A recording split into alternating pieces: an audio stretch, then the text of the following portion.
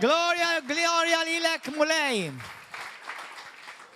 Halleluja, nilqawkom is-saħħa Maltin u Għawċin, Familja River of Love madwar Malta u Għawdex. Isimgħu bir-reqqa għaliex dan huwa messaġġ li jolqot il-kulħadd u li trid tgħixu kontinwament f'ħajtek biex inti tara l-frott ta' dan il-messaġġ. Kulħadd jgħid talba miegħi l-ewwel qabel kollox. Kulħadd jgħid talba miegħi.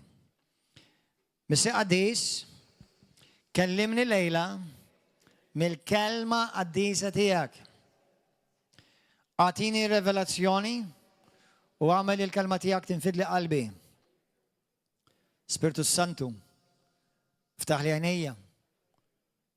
Jiena lesti nilqa' l-kelma qaddisa tiegħek u għad iktar ma nerġa' nkun l-istess iktar. Niddikjara li l-kelma talla il-Bibja hija il-verità. Jien għandi dak li l-Bibja tgħid li jien għandi, jien kapaċi għal dak li l-Bibja tgħid li jien kapaċi u jien dak li l-Bibja tgħid li jien f'isem Ġesu Kristu. Amen. Alleluja. Lejla ħanaraw xi ftit passaġġi mill-Bibja ovvjament, għalhekk lestu subajkom jew biex tiskrolja jew biex tiflipja. Jekk jista' jkun tiflipjaw xi tiskroljaw fl-imkien. Dil-ġimgħa jekk intom tindunaw, aħna ngħaddu minn staġunijiet differenti. Kull ġimgħa, kull xahar jisuk staġun differenti. U skont l-istaġun li inti tkun għaddej minnha, Alla jħajlajtjalek kelma ma f'ġanobis dik. Jħajlajtjalek.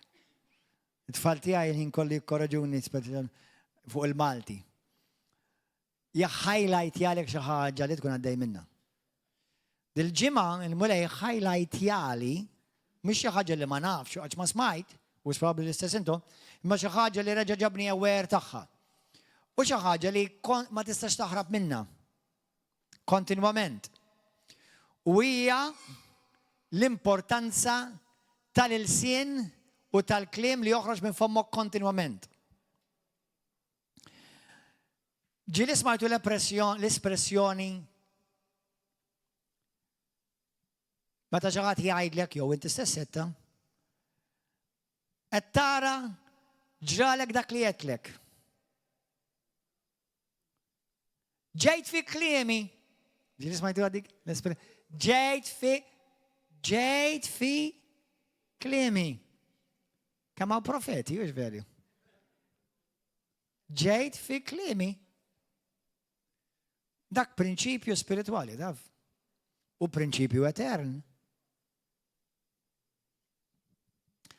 Ħanibda mill-bidunet. Anzi, morru miegħi forsi naf jew minnkom tafu ablament, imma minn ankom għadkom fil-bixja tagħkom fil-bidu tagħkom, allura ħalli kulħadd ikun fuq l-istess paġna. Morru fi ktieb ta' Ġenesi kapitlu 1. Ġenesi 1.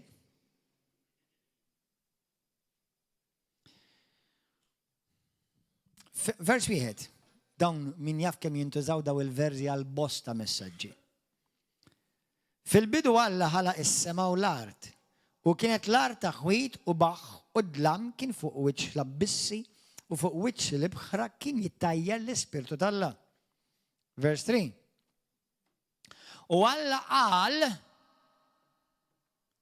ħajkun id-dawl.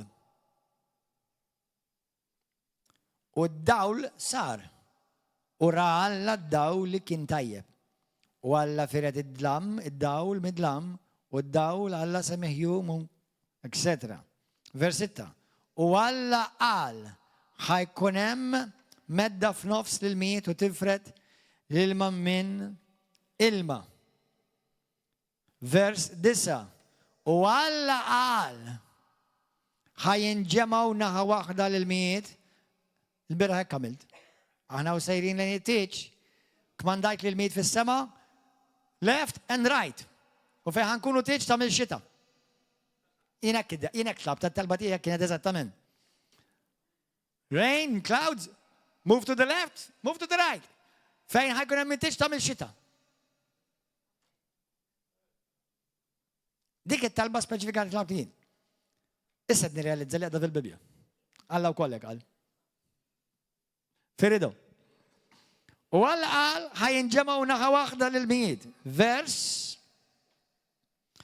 11. U qal Alla ħatnibbet l-art.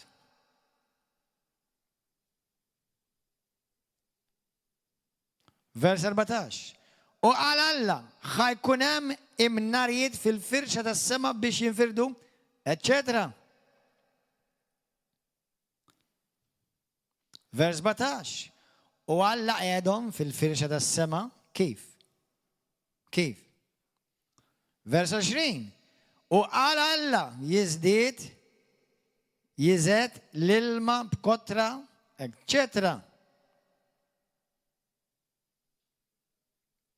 Vers 24. U qal Alla ħatnissa l-art ħlejja ħajja, etc.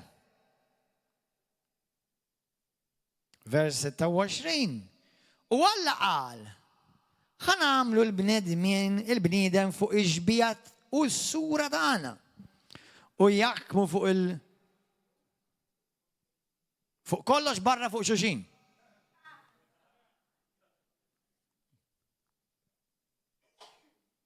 Jaħkmu fuq kollox barra fuq xulxin.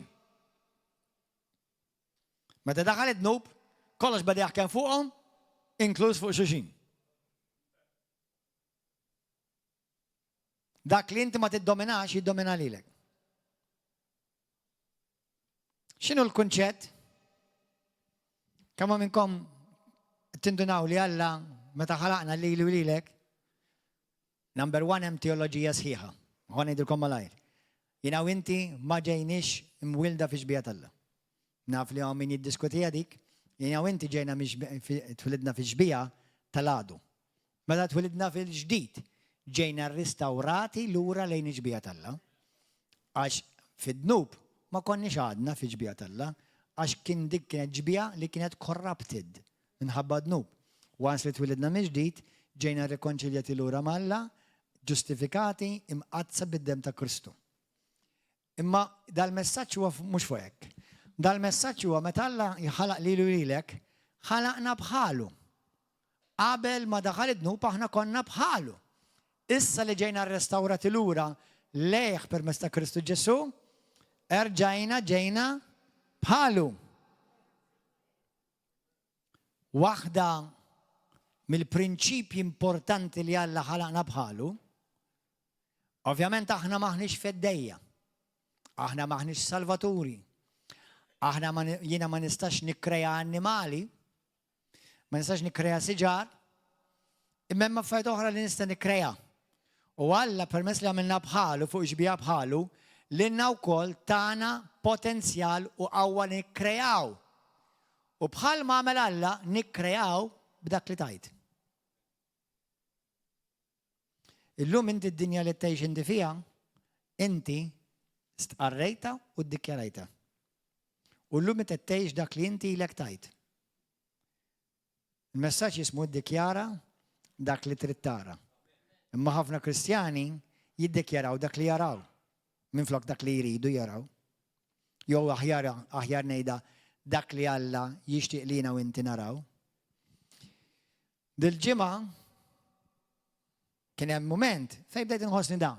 Ġieli ħassejtukom dawn intom? Hawn xi ħadd? Ġieli ħassejtkom dawn?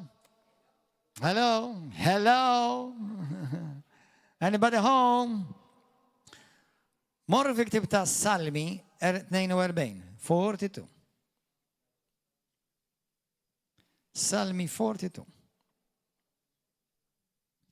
Salm qasir u hemm ukoll bħalu fis-Salm 43 simili wkoll.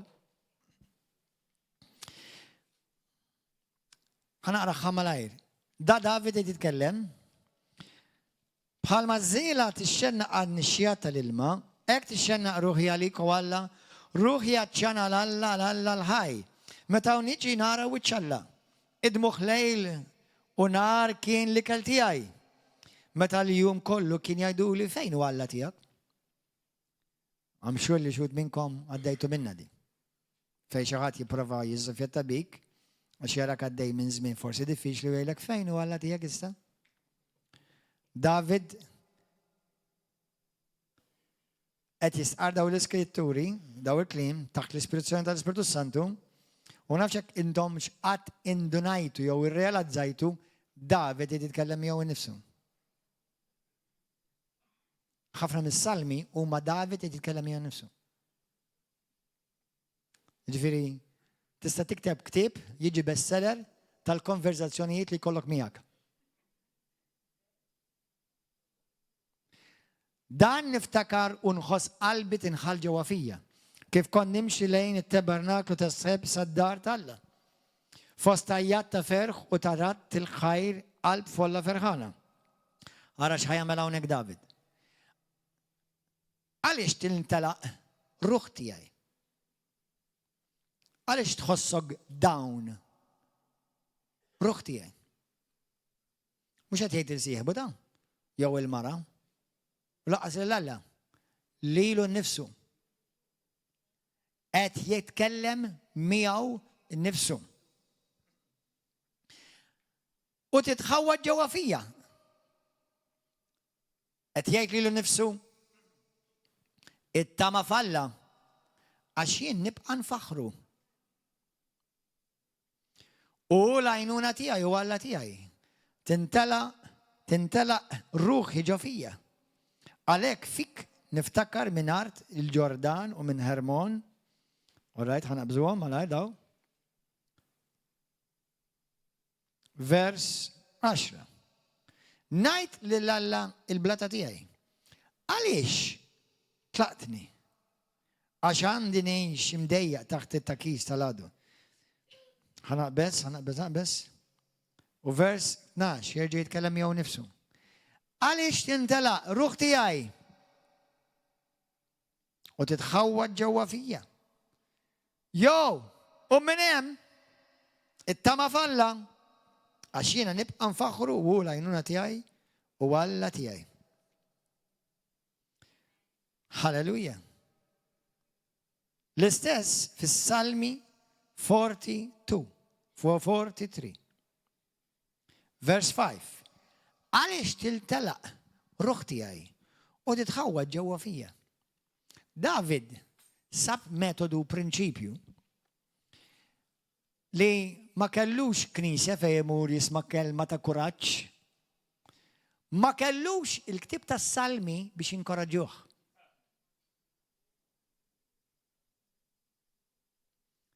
Però kellu ħin waħdu jimmedita u jirrifletti u jirnexxielu jinkoraġġi lilu nnifsu billi jitkellem miegħu nnifsu. Mhux igerger miegħu nnifsu, imma jinkoraġġi jibni lilu nnifsu. Ħafna mid-drabi in-nies, inkluż Kristjani, inti tispiċċa twaqqa lilek innifsek dawn. ħafna drabi in stess se twaqqa lilek innifsek dawn. Jien stess nwaqqa lili nnifsi. U nibda ngħid ħmerijiet u tispiċċa inti dak li inti qed tgħid fuqek innifsek tispiċċa tiskoraġġi lilek innifsek. ħafna min-nies dan il-prinċipju ma jaħduhx bis-serjetà. Morru fi ktieb ta' Ġagbu. Isimgħuha sew issa din. Ġagbu kien jgħix u trabba fid-dar ta' Ġesu. Kontu ta' fuqa di? Ġagbu kien itrabba fid-dar ta' Ġesu. Għaliex huwa ħuħ. Issa għaw min ma jħux pjaċir jisma' li Ġesu kellu ħutu. Però l-Iskrittura hija abbondanza ċara li Kristu kellu ħutu min-naħa ta' Marija u Ġuseppi. Issa skont ċertu tradizzjoni tal-Knisja hemm min jgħid li kienu ulied Ġuseppi, hemm min jgħid li insomma, diversi verżjonijiet. Però nafu żgur li hemm bosta passaġġi inkluż fi-ktieb ta' Galatin kapitlu 1 vers 18-19 fejn tgħid fejn Pawlu jgħid meta jiena tlajt Ġerusalemm għand qgħid ħadd mill-apposti ħlief ġagbuħu Kristu Ġesu u qed ngħid il-verità. Issa, ir-raġuni li xi wħud min-nies huwa diffiċli di għax jaħsbu li Marija biex tibqa' pura ma kellix għalfejn tkollha tfal. F'kuntest ludi, iktar ma nikollok tfal, iktar kont tkun meqjusa mbirka u onorata. Issa lili, kull rispett, kellix 2, 3 tużżana jew ma kellha xejn, ma tagħmilniex differenza għax aħna Ġesu. Wara Ġesu qed nimxu mhux wara ħutu jew il-kuġini tiegħu ma tagħmilx differenza. Ma tagħmel l-ebda differenza. Just huwa fatt skritturali li jiena ma nistax ngħid ma jeżistix, jeżisti. Tista' ma taffettwalekx is-sitwazzjoni, is-salvazzjoni, ma taffettwalekx il-mexxija spiritwali tiegħek xejn. Għax inti mhux qed timxi wara ħutu, qed timxi wara Kristu. Amen? Halleluja. Imma qed ngħidilkom da biex intom jiena u inti nirriflettu li ġagbu qabad xi ħaġa mit-trobbija tiegħu fid-dar ta' Ġesu li apparti li m'għandix dubju sew Marija u Ġuseppi kienu nistalla, imma naħseb il-Ġesu qatt ma semgħu jgħid kelma vojta waħda.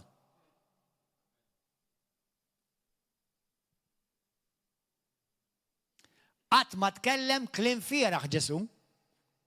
Ġesu ma sarx Alla, Ġesu kien minn dejjem Alla. Imma ġi fil-pubbliku ta' 30 sena. U aħna nafu l-iskrittura li Ġesu qatt ma dineb. Mhux minn mindu ġi ppreżentat pubblikament ma dinibx, minn twalidu fil-ġisem qatt ma dineb. Para ħafna Kristjani ta' fejn jidinbu fil-sinhom stess. Vera. Jekk inti tinnota ħafna mid-nubbiet li inti tagħmel u m'għandhom x'jaqsmu mal-ilsin. ħafna mill-iżbalji li aħna nagħmlu għandhom x'jaqsmu mal-kliem li aħna joħallu joħroġ minn fomna. U xi kultant meta tiftakar f'dan il-prinċipju trid tmur taħsel il-sienek naqra sew u tikkanċella ċertu affarijiet li inti tkun iddikjarajt fuq ħajtek. Għax jista' jkun qed tara dak li inti stess iddikjarajt. Ħafna Kristjani ikunu għadhom immaturi, pereżempju għadhom ma kibrux biżejjed, mhux li jiġu jgħidu li pastor, itlob għalija għax naħseb għandi magħmul. Jista' jkun dak il-magħmul qed tagħmlu inti fuq innifsek. Għaliex? Ma tafux l-Iskrittura tgħid li l-bniedem jista' jisħed lilu nnifsu bil-sienek stess. Jiena u inti nista' nisħed lili nnifsi ta' bil-sien stess. Jekk aħna mor fil-ktib ta' ġagbu 3 morru hemm, kemm intom kwieti? Halleluja. Ġagbu, isimgħu għadi. Ħuti la tsirux ħafna minnkom għallima. Għaliex tafu li aħna li nagħllmu nkunu ġudikati b'reqq akbar. Issa li nkunu ġudikati b'reqq akbar m'għandix x'aqsam bil-fors fuqhom il-ġudizzju għalkemm iva titaħseb fuq ukoll dak. Imma ġifieri meta inti tallem il-kelma, il-poplu tal-Alla jżommok b'miżura ħafna għawla. U tidnejlek ħafna mill-ħmerijiet li nisma' Kristjani u inkluż xi wħud minn fuq il-pulpti. Jitkellmu kliem li jinsew li aħna mhux nammetaw il-Ġesu Kristu biss billi nagħmlu l-karità u nibagħtu l-flus tal-orfni. Sewwa li aħna rridu nimmetaw fil-Kristu lill-Kristu Ġesu wkoll kif aħna nitkellmu. Kif anka kif nitkellmu fuq ħadd ieħor, inkluż dawk li ma naqblux magħhom. Kif aħna nitkellmu fuq għana nfusna. U meta jiena darba smajt, God bless him, ta' ġifieri, mhux ħanidilkom minnu u saqsunix. Imma pastor partikolari li suppost nemmnu fil-fejqan u fil-mirakli u sejjar ma xmart għandi, kif qed nimrat. Oh my goodness, issa dan ilu ta' ilu. Mhux għax kien għadu żgħir fl-età, illum kiber iktar. Imma ovvjament, ġeneralment tikber iktar, sew ma tgħaddi żmien tikber. Halleluja. Imma tgħidilna ara da pastor pentekostali, suppost jemmen fil-qawwa tal-Alla u l-Ispiritu Santu daw il-prinċipju suppost jaf u ħin kollu sejjer xmart għandi, ma nistax infiq. U le, ħasra ma lejħenna għalina.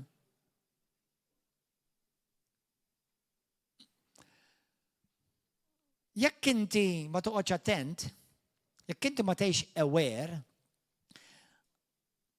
l-għadu juża kliemek u jaqbel miegħek. Ħan nipprova ngħidilkom ċertu prinċipji għax hemm ħafna prinċipji x'ngħidu. Ħankomplu naqraw kapitlu 3. Vers 2. Aħna l-koll nisbaljaw ta' sikwit. Kulħadd jgħid aħna. Minu dan? Apostlu Ġagbu qed jgħidha. Għaw xi ħadd li jiżbalja f'dak li jgħid. L-Apostlu Ġagbu hu Ġesu Kristu fil-ġisem qed jgħid aħna wkoll nisbaljaw u ta' sikwit. Jekk xi ħadd ma jiżbaljax f'dak li jgħid, mela dal-kapitlu għandu x'aqsam kollu ma xtajt. Jekk ma jiżbaljax f'dak li mhux qed ngħidlek qed jiġri għax kien jidata, mhux qed jgħid xi da faħxi, imma tidnejlek kif tisbalja. Tidnejlek kif nisbalja jiena u inti. Ħafna mill-Kristjani ikollhom dilemma. Nifhimha sa ċertu punt, imma mbagħad ittasal x'imkien fejn tittgħix ir-revelazzjoni ta' xtejt il-kelma.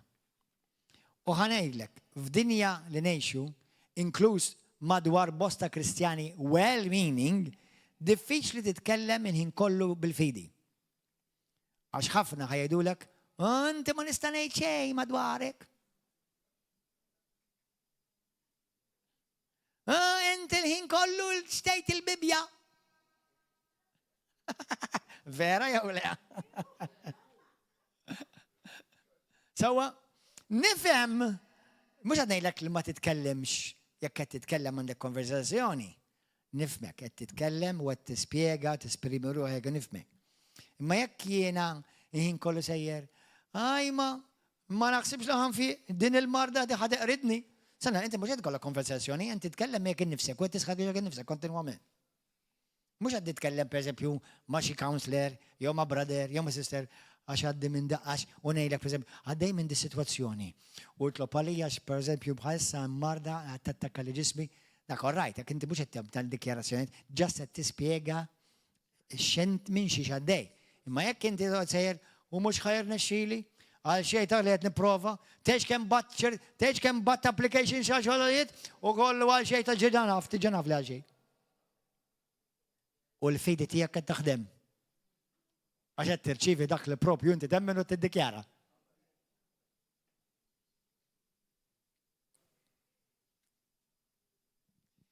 Issimgħuni aħwa, please. Ħankomplu naqra. Aħna l-koll nisbaljaw ta' sikwit. Jekk xi ħadd ma jiżbaljawx dak li jgħid, dan ikun bniedem matur. Kapaċi jrażżan ġismu kollu. X'jagħmel? My goodness gracious. Għandi brother jiena ġewwa l-Amerika. Xi wħud minnkom tafuh, jekk tiftakruh, kien ġie Malta jismu Gary Cole. Tiftakruh intom hemm kontu? Gary Cole, tiftakruh? Gary Cole. Dak kien jgħid hekk ara. My body is a fat burning machine. Ekken, dejjem jiddikjara hekk, my body is a fat burning machine. Hallelujah. Imma għaliex għax jemmen il-prinċipju li l-sienek jaffettwalek fil-veru sens tal-kelma ġismek. Vera. X'joħroġ minn il-sienek jaffettwalek ġism. Arawa. Aħna nqedu l-ġiem fħal iż-żwiemel biex naħkmuhom u biex immexxu ġisimhom ukoll. Ħarsu wkoll lejn il-bastimenti għad li jkun akbar, kbar u jimxu mal-irjieħ qawwija, naqra ta' tmun idawwarhom fejn irid it-tmunir. Hekk ukoll il-sien huwa biċċa ċkejkna f'dan il-ġisem. Imma jista' jiftaħ li jagħmel ħwejjeġ kbar. Ara ftit nar jista' jqabbadlek foresta sħiħa. U l-sien huwa nar huwa dinja ta' ħażen fost il-membri ta' ġisimna. Inniġġes il-ġisem kollu u jkebbes ir-ritmu tal-ħajja. U jkebbes ir-ritmu tal-ħajja. Ikebbes ir-ritmu tal-ħajja. U nnifsu mkebbes mill-infern. Kull xorta ta' bejjem huwa safar, kull xorta bejjem li jitkaxkru mal-art u t-ħut. Daw kienu huma mmansati minn bnedmin. Iżda ħadd m'għandu ħila jmansa lill-ilsien. Kollu deni, blakwit, mimli valenu, li jġib il-mewt. Biħ aħna nbirku l-mulej. lil missierna u bih nisħtu lil nfusna. Mhux hekk qed jgħid? Le, pastor qed jgħid lil bnedmin u inx tiġi.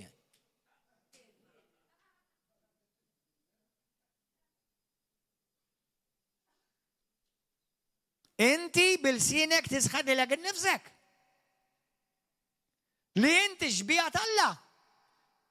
U ġagbu kien jaf xejt il-Bibja rigward Ġenesi wieħed li Alla ikkrea d-dinja b'dak kollu li qal. Aħna xbija Alla u għandna suppost nimitaw il-Alla mhux biss billi nagħtu l-karità u nimxqu naħfru li xulxin u hekk għandu jkun, imma li noqogħdu attenti x'joħroġ minn il-sienna.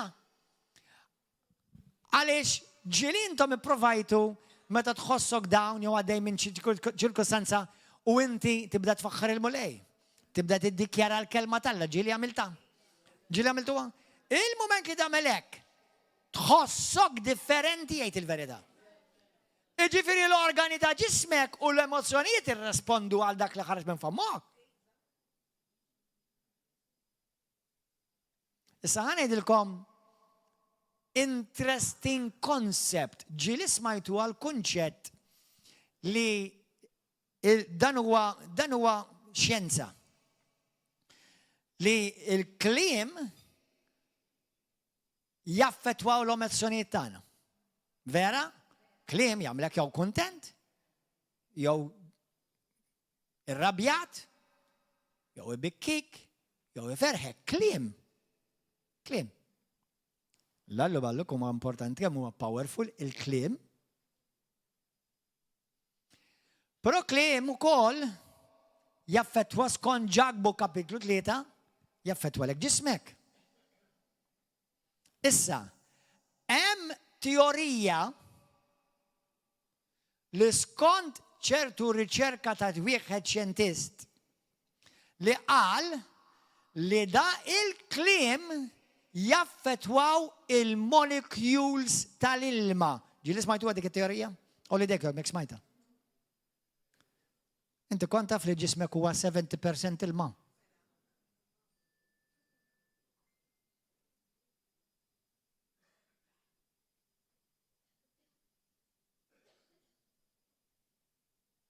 Jekk dik it-teorija vera, m'għandix li bżonn niċċekkja max-xjenza x'il-Bibja tgħidha. Imma l-Bibja jew nkella ċertu xjentist li għamel riċerka japprova x'tgħid il-Bibja. Li ġismek qed ibiddillek ġismek, il-sienek qed ibiddillek ġismek. Kemm importanti noqgħod attent x'joħroġ minn fommi? Kemm importanti noqgħod attent x'niddikjara?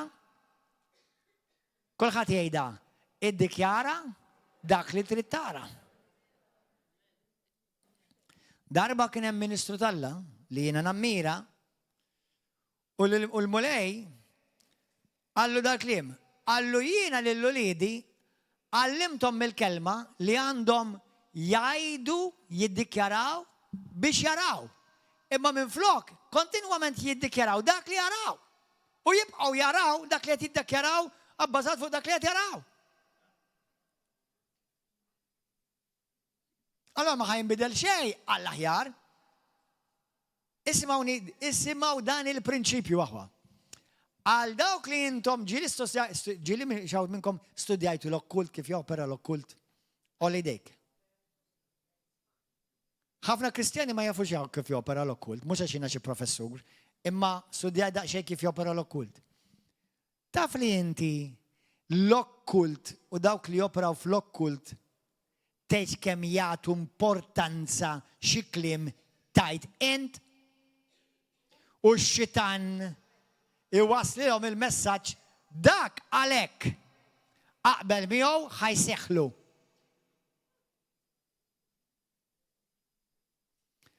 Aħna ma nirrealizzawx dawn l-affarijiet għax aħna tlajna f'kultura li tiġejja fallen. Il-kliem meta ħanejlek aħna ġieli ngħidu bil-Malti kliem fil-vojt, ma fil-veru sens tal-kelma l-ebda kelma waħda mejja vojta. Kollha hija mimlija. Kull kelma li inti toħroġ minn fomok hija mimlija.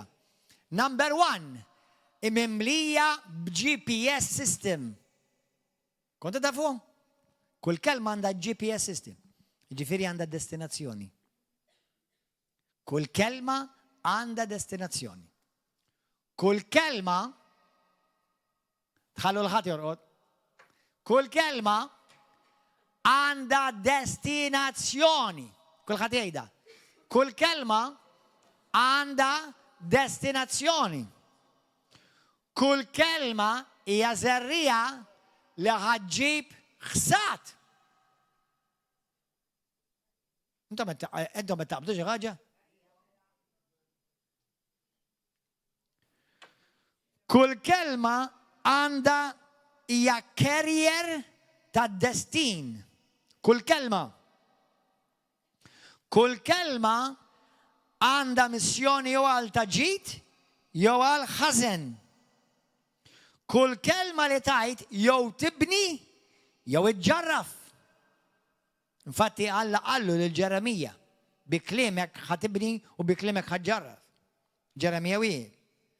Kull kelma jew iġġib ħajja jew tipproduċi mewt.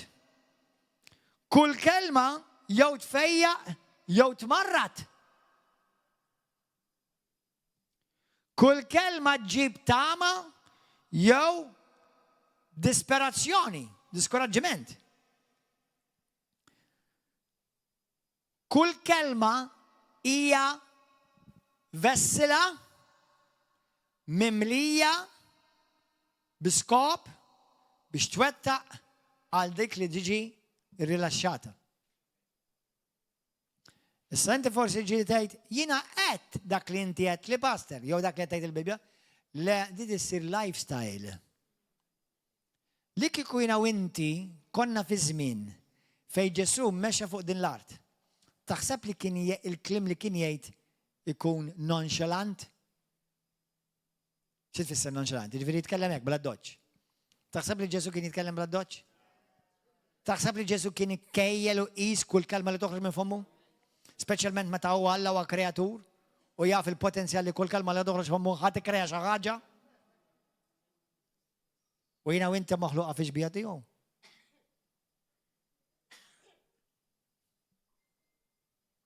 Ħafna Kristjani, grazzi mulej, jagħmlu karità, imorru knisja, jaqraw il-Bibja, però f'din l-erja ftit li xejn jixbħu lil Kristu vera. Ħanilkom xi ħaġa oħra, isimgħuni sew. Kull kelma li toħroġ minn fommok hija kelma ta' patt. This is a bit heavy. Many people don't realize this. Kull kelma is agreeing with something to work for you or against you. Because every word is agreeing, it's an agreement with something. Jew taqbel mal-pjan talla biex iseħħ fuq ħajtek, jew taqbel mal-pjan tad-demonju biex jiġi kontra ħajtek. Qed jgħidlek il-kliem ikkebbes ir-ritmu tal-ħajja. Ħajtek kollha, totali. Tidnejlek fuq biex jitkissru, ħatkun għadha vussa, biex jitkissru relazzjonijiet? Bil-kliem. Taf biex jitkissru żwiġijiet? Bil-kliem. Taf biex jitkissru kumpaniji? Bil-kliem. Taf biex jibdew il-gwerer? Bil-kliem. Kemm huma qawwija kliem? Illum kelli ħsieb ieħor li għaddili minn moħħi, ma fx hekk qaċċadilkom. Intom kontu tafu li l-unika kreatura li titkellem li Alla ħalaq hija l-uman? L-ebda mill-annimali li Alla ħalaq ma jitkellmu? Il-pappagal forsi jitkellem? Imma l-pappagal qed jimita lilek.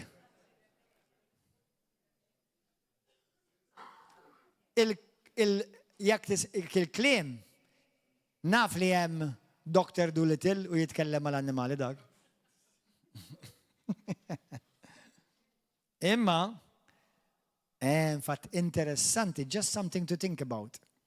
Is-serb li ma kienx serb kif naħsbu jiena u inti tkellem, ma baqax jitkellem wara. Min jaf għaliex?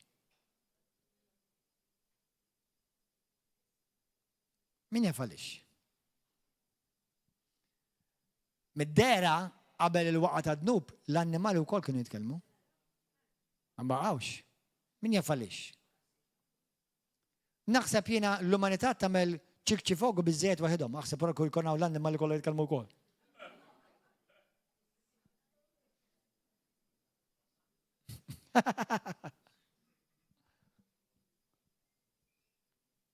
Alleluja. Amen aħwa. Skrittura li intom tafuha suppost blament. Mor fiktib tal-Proverbi. Qed titgħallem xi ħaġa llejla? Proverb 18. Isimgħuni. Mill-lat uman nifmek meta inti tgħid allura ma nistax titkellem. Mill-lat uman nifmek. Anka d-demonju jifmek. U anka Alla jifmek. Mela trid tagħżel il-kliem xi kliem tuża. Mhux qed nitkellem, mhux qed ngħid għad-data, id-dam issa kejlek li qtajtu jekk inti Kristjan. Imma il-kelma dawwa ma jfissirx xi ħadd biss jidaj ballata, jew bil-Madonna u whatever, u bla-roq ixniexel. Da tfisser qed tgħid xi ħaġa li jmur kontra il-prinċipju tal-Alla. Dik dawwa ta'.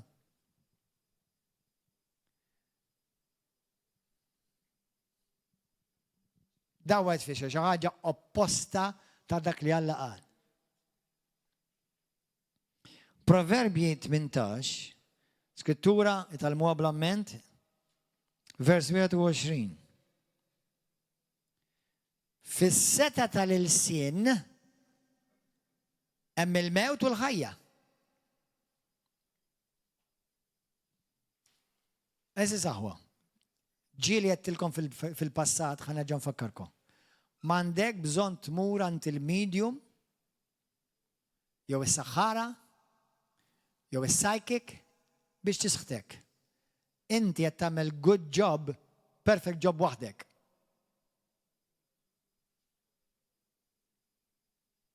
Alla poġġa fik il-potenzjal li tikkrea id-dinja tiegħek. Fil-ktieb tas-Salmi hemm vers fejlek bil-kliem inti bl-Ingliż sejda you frame your world.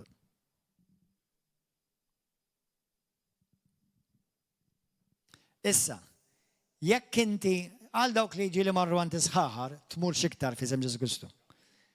U jtgħidlek qed nara li ħajkollok accident. U inti tgħid, ħajkolli accident, 100% ħajsir. Għadek bilt. Għadek kif iddikjarajtu qbilt magħha jew miegħu. Però l-biċċa xogħol għadi. M'għandek bżonn tmur għand is-saħħara jew għand il-medium jew whatever. Inti stess, jekk inti teqgħod tiddikjara affarijiet li jġibu l-mewt, inti tisħet lilek innifsek.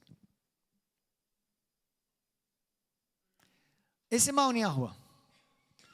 Skont ir-riċerka xjentista ta' ċertu xjentist popolari li jemmen u qal li l-kliem tagħna jaffettwaw il-molecules u l-ċelloli ta' ġisimna, jekk dan huwa korrett 100%, mill-lat ċjentifiku, mill-lat bibliku deġa konvint.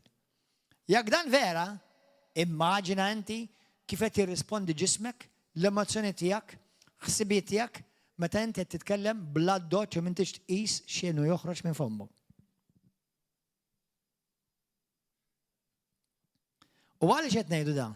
Għax il-ġimgħa il-mulej ġabni nse li bħal speċi ta' isma' ibni mhux diġà għallimtek jekk inti tħossok dan kif għandek tqum li tħossok dawn.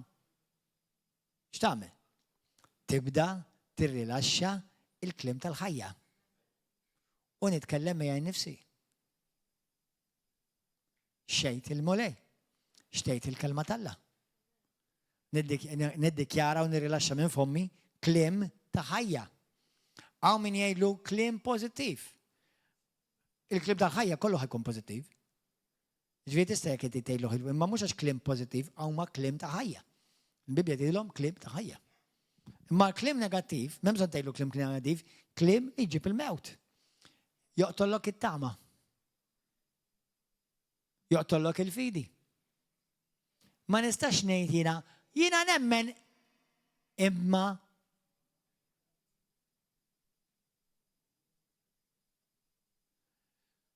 Prinċipju powerful ħafna, ħafna, ħafna, ħafna, ħafna, ħafna. Intom li suppost ta' Kristu, kemm minnkom salvati? Holiday. Kif salvajt? Billi jemmint u stqarrejt. Billi jemmint u stqarrejt, inti tħalt f'saltna li ma tidirx.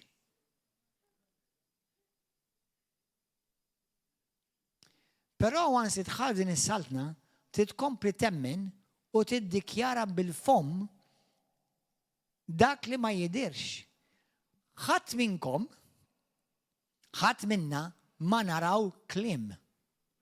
Aħna naraw x'jipproduċi l-kliem. Fik ipproduċa salvazzjoni. Fik ipproduċa l-fejqan. Fik ipproduċa l-ħelsin. Il-kliem ipproduċa t-tama. Ma l-istess ukoll mod. Kliem jista' jipproduċi mewt. Tiħta qalb li xi ħadd imur jagħmel suwiċidju.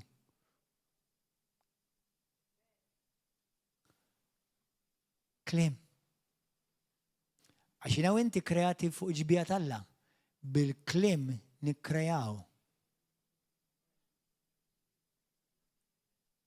Bil-kliem xi ħadd jaqaf depression.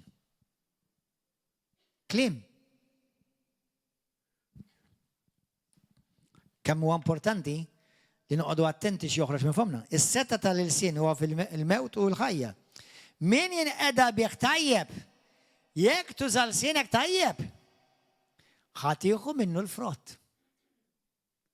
Wow! Wow! Fil-ktieb tal-Proverbji 13, Marwen, vers 2. Min jagħmel il-ġid bi kliemu, ġid ikollu. Imma ħsieb il-qarri iwassab għal-vjolenza. Min jasses kliemu jħares ħajtu.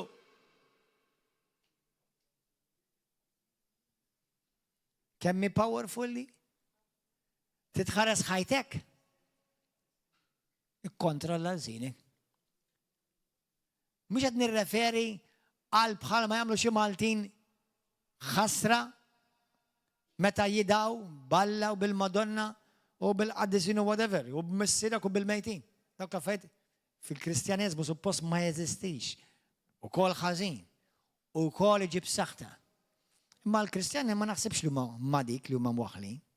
Ħafna Kristjani huma mwaħħlin li Alla jgħid mod u inti tgħid il-kontra.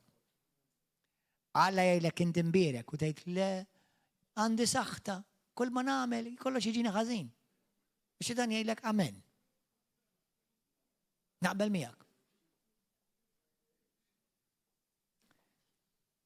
Isimgħuni aħwa. Kliem, il-kliem huma aċċess għal dak li jmiss. Kull kelma tiftaħ bib. Jew ta' barka, jew ta' saħta, jew ta' ħajja, jew ta' mewt. Jekk inti mort għand tabib u dak xi rapport ma tantx huwa pożittiv, toqgħodx tirrepetix għalek it-tabib, ibda ddikjara x'qallek il-mulej.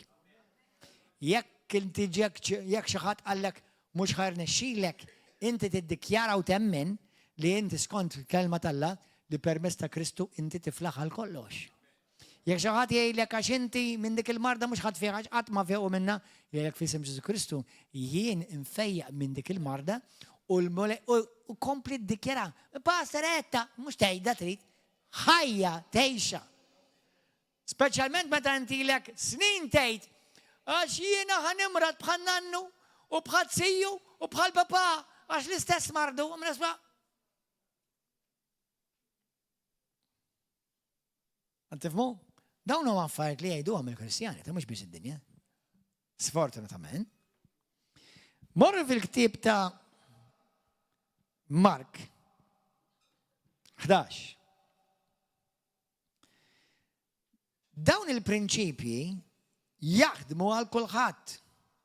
Tidnejlek xi ħaġa ħwa. Jiena inti imsejħin għandna benefiċċju Għax apparti li nistgħu nistqarru u niddikjaraw kliem pożittiv fuq ħajtek, il-kliem ta' ħajja ħajkun kliem pożittiv. Però għandna vantaġġ li nistgħu nistqarru l-kelma talla fuq ħajt. Min ma jemminx falla, min ma jafx il-kelma m'għandhomx dal-vantaġġ. Allura u jiena naf li l-kelma talla ma taddiqat. Dak li Alla jgħid ħaj jistabbilit. Tiġa stabbilit fis-sema, imma inti tistabbilih fuq ħajtek. Stabbilih fuq ħajtek. Għalhekk oqgħod attent u meta jekk kull mulej jiftaħlek għajnejk għad-dinja spiritwali, meta l-Iskrittura tgħidlek fis-Salm 107 u anke 103 li l-anġi tal-mulej qegħdin jassu fuqek u l-ħin kollu jisimgħu tgħid xejn ix-xitan qed tħawdulhom il-wires. Da kif qed jitkellem bil-lingwa tad-demonju? Da mhux suppost li ben talla l-ħaj. Kif qed jitkellem bħad-demonju?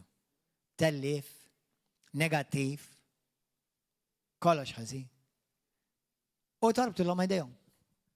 Ma jisawhom li xejn. Għaliex fuq in-naħa l-oħra hemm id-demonji. U qed jgħidu wara dal-balalu. Basta mifdi bid-dem ta' Kristu, ħin kollu jagħtini id-dritt biex noppressaħ, biex immardu, nżommu makus bil-biża, bil-vizzijiet ħsiena, għax ħin kollu hekk sejjer. Kollu hekk sejjer. U jaqblu miegħek. Għax kull kelma, every word we speak is in agreement with something. Kull kelma li aħna ngħidu inta taqbel ma' xi ħaġa. Mark 11. Skrittura li għandek kun tafa fuq ponot subajk bl-amment. Halleluja. Jekk inti tittejx ħajja ta' dominju fi Kristu Ġesu bil-qawwa awtorità, u għat attent x'joħroġ minn femmok. Amen. L-emozzjonijiet u l-feelings tiegħu tiegħek huma l-vuċi taċ-ċirkustanzi. Meta jiena u inti nitkellem bil-fidi u l-ħajja, inkun qed nagħti vuċi għall-verità u l-verità teħilsek. Alleluja. Il-fidi ma tinnegax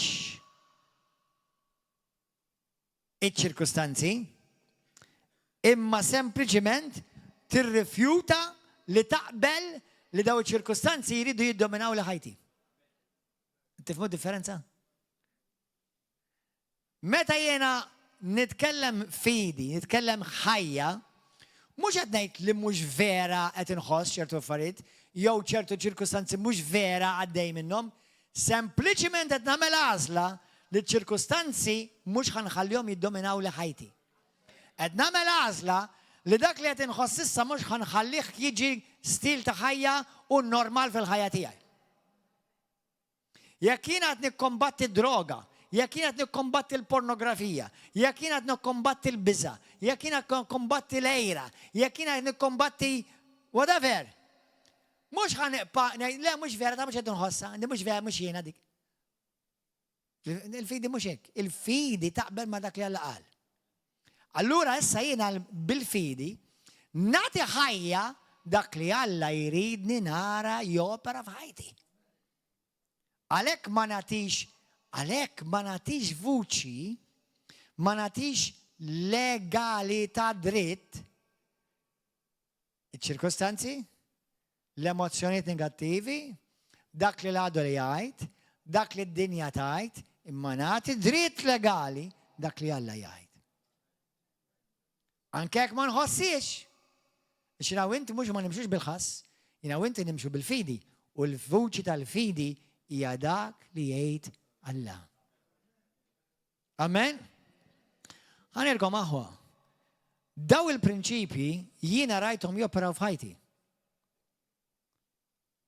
Rajthom ħantikom darba u ħanibda minn xi ħaġa żgħira.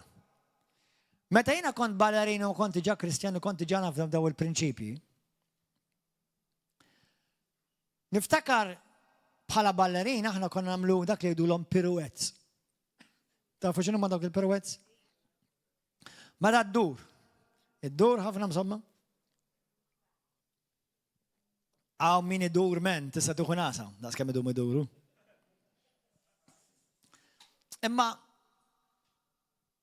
l-average tal-ballerini jagħmlu 3 pirouettes, jew 4, daqsxejn iktar minn average.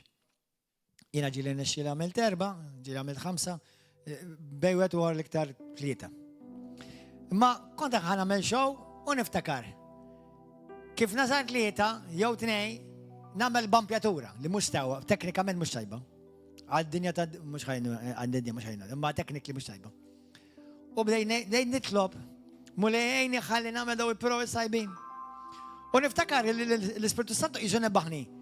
Iqaf itlob, ibda ddikjara.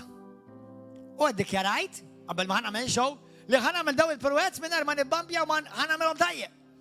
Men għamilthom tajjeb. Halleluja.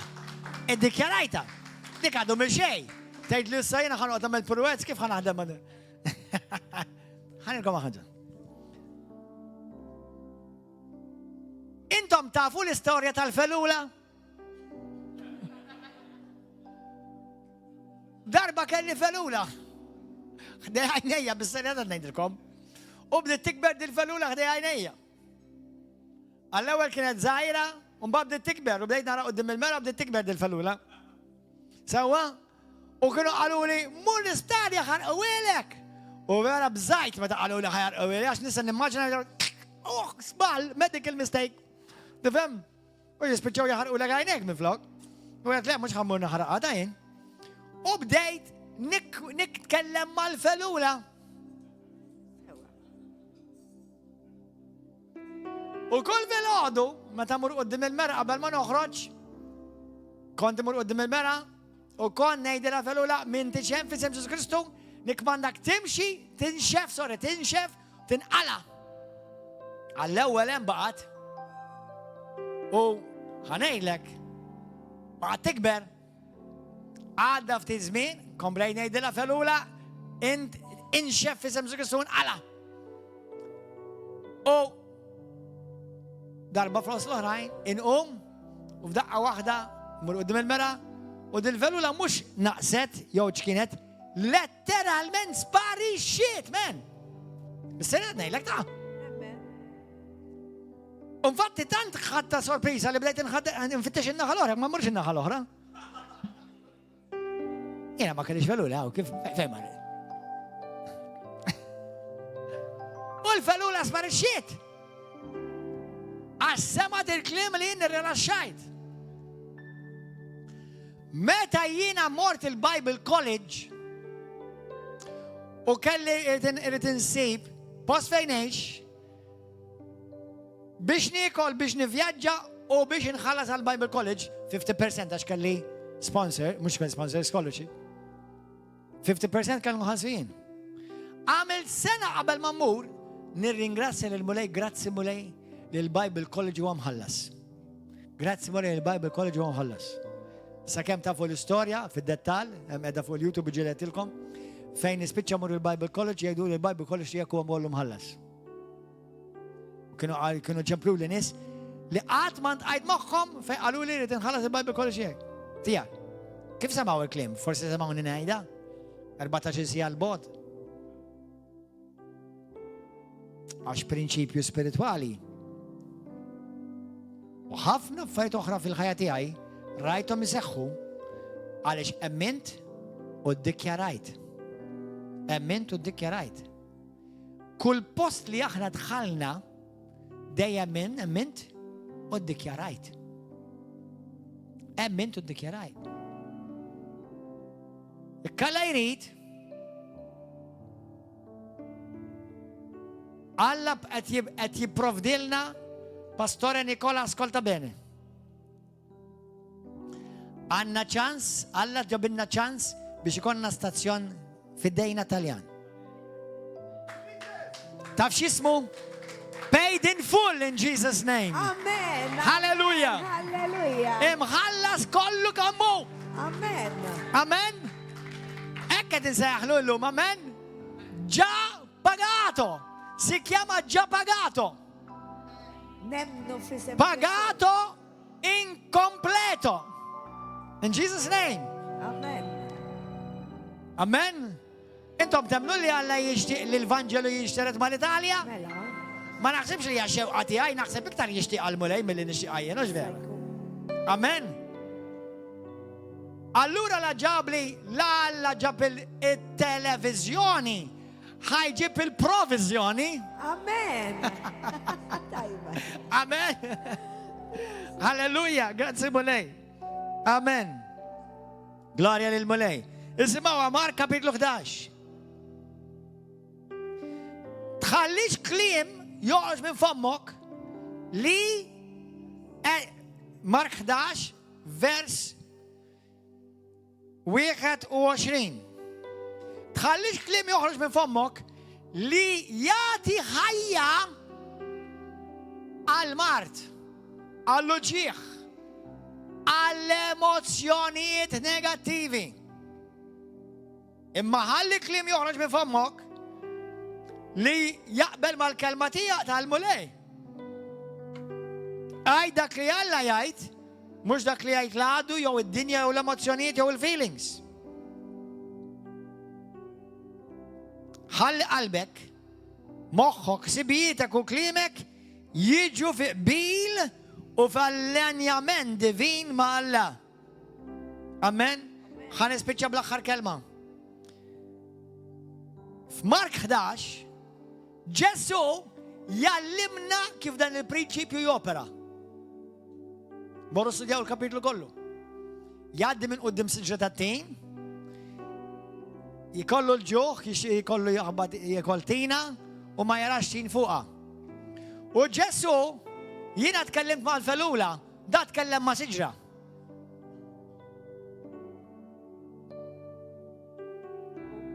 Issa hawnhekk jgħalmek titkellem l-ewwel tkellem ma' siġra da.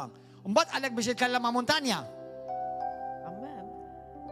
Aħna naħsbuhomx dawn l-affarijiet mid-dera. Għaliex għal Ġesu kliem li ngħidu jaqla felula, jaqla muntanja, jaqla marda, meta jkun kliem li ġej bil-fidi u jekk huwa kliem tal-fidi ħajaqbel ma' Alla. Amen. U Ġesu jgħidha l-kliem, isimgħuha. Meta qalet tina ma jakol ħadd iktar minnek millum il-qudiem u seħħitha. Dak il-ħin isimgħuni mara xejn. Laqas iġġaqal qed naqra xejn. Laqas sok ma waqa'. Xejn. Imma l-għada sabuha nixfa mill-eruq. Meta inta tistqar kliem ta' ħajja, dak li nabli ma ħatara xejn, ma ħatħoss xejn. Imma jekk fej pereżempju jkun hemm mart, u pereżempju nisħet din il-marda, nek nisħet din il-marda mill-eruq, forsi dak il-ħin ma tara xejn. Imma il-kelma qiegħda taħdem. Il-kelma qiegħda taħdem, il-qawwa tal qiegħda topera. Imma mhux tgħid xi ħaġa tgħid ma ħassejt xejn tamma. Amen. U għara xjajt Ġesu dak klim Kristu Ġesu. Lina nemlu għaw xaħat jammen klim Ġesu. Halleluja. Amen. Għara xjajt il-mulej. Pietru, meta ra it-tina nixfet, għallu, Ġesu għallilom, emnu falla, vers 23, tassew najdilkom, li jekk xi ħadd jgħid mux jitlob, mux jokrob, mux jiredden. Jekk xi ħadd jgħid, kulħadd jgħid, jekk xi ħadd jgħid. Mux qal jekk il-pastor jgħid, jekk l-apostlu jgħid, jekk l-isqofja u l-papa jgħid, jekk kwalinkwa persuna jgħid, dan huwa prinċipju li ma jaħdimx fis kristjani, billi fitornot jaħdem mal-umanità kollha. Għax Ġesu ma għax jekk xi Kristjan jgħid, da għal jekk xi ħadd jgħid. Jekk xi ħadd jgħid. lil din il-muntanja intrefa u nxteħed il-baħar bla ma jgħod jitħasseb qalbu imma jemmen li dak li jgħid. Trid temmen dak li tajt. Kulħadd jgħidha emmen dak li tajt. Emmen dak li tajt. Isirlu żgur. Amen. Inti jista' jkollok dak li tajt.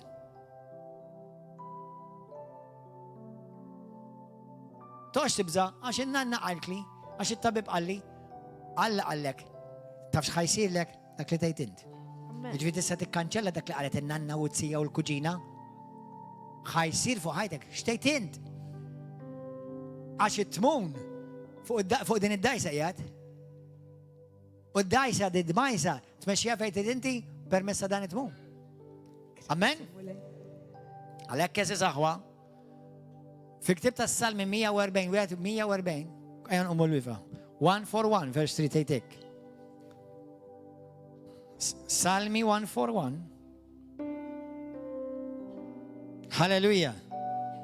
Xut minna għanna klim li aħna stqarrajna u ħallejnih jorax minn fomna li qed jaħdem kontra tiegħek.